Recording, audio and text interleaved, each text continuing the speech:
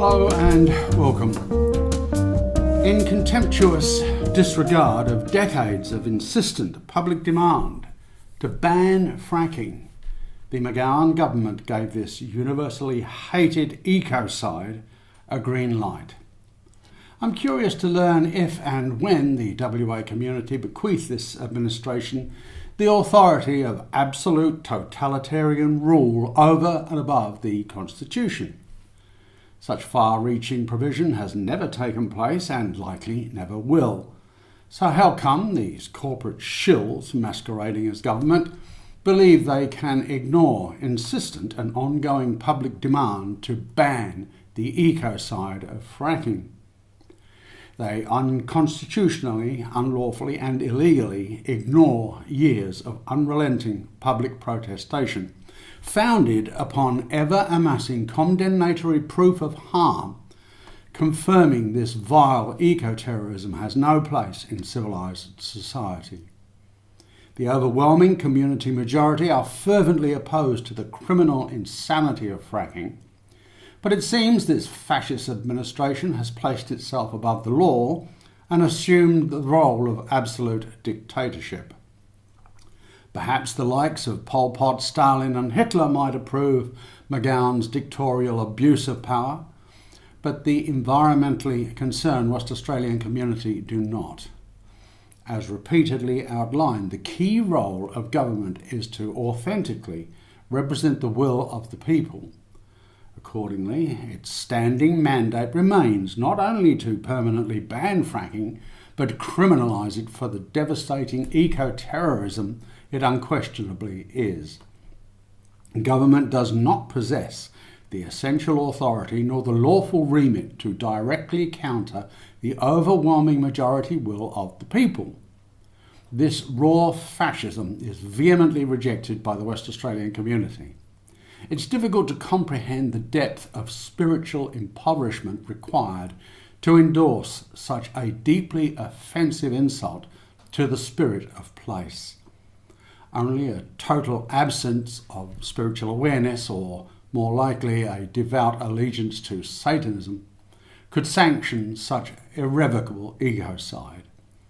It also highlights the all-pervasive level of corruption directing government decision-making, being comparable to the insidious influence of history's most manipulative international drug and banking cartels.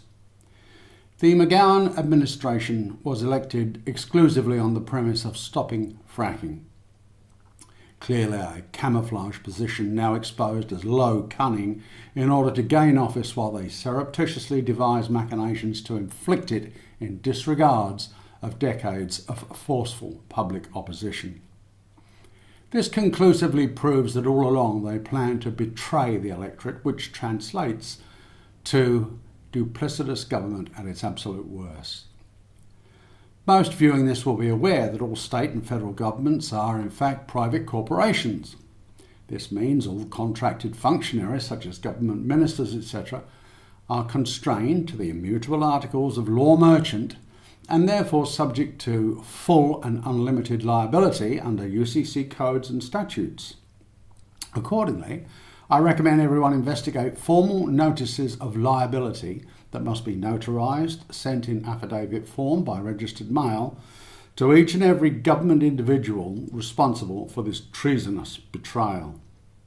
These notices of liability should assert penalties of $10 million damages for each and every negative outcome inflicted by fracking.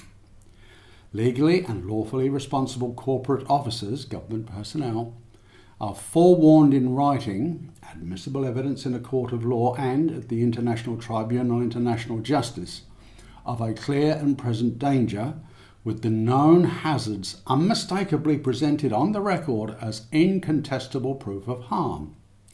Ignoring urgent alerts forewarning detriment of the environment or harmfully impacted communities and individuals has consequences under UCC law that can and will be imposed.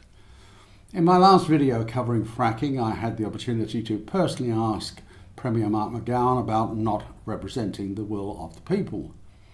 He meticulously evaded my query by disingenuously referring to his unsolicited and unauthorised sham inquiry.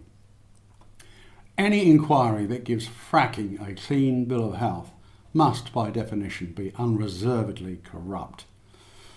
In other words, McGowan's malevolent menagerie of malfeasance never had the slightest intention of authentically representing the prevailing will of the people. Instead, it submissively kowtows to the rapacious, ecocidal greed of a criminal corporatocracy. Anyone clinging to the threadbare hope that we have a democracy needs a reality check. No such thing exists, with globalist architects of control directing the slow burn of this nation, along with countless others. Fracking is not about gas mining, but in my view is a covert mechanism to deliberately destroy water supplies. Despite whatever propagandised disinformation McGowan's egregiously corrupt inquiry might claim, fracking will permanently contaminate and pollute water reserves wherever it occurs. It's impossible for it not to. This is terrorism. Thank you for watching.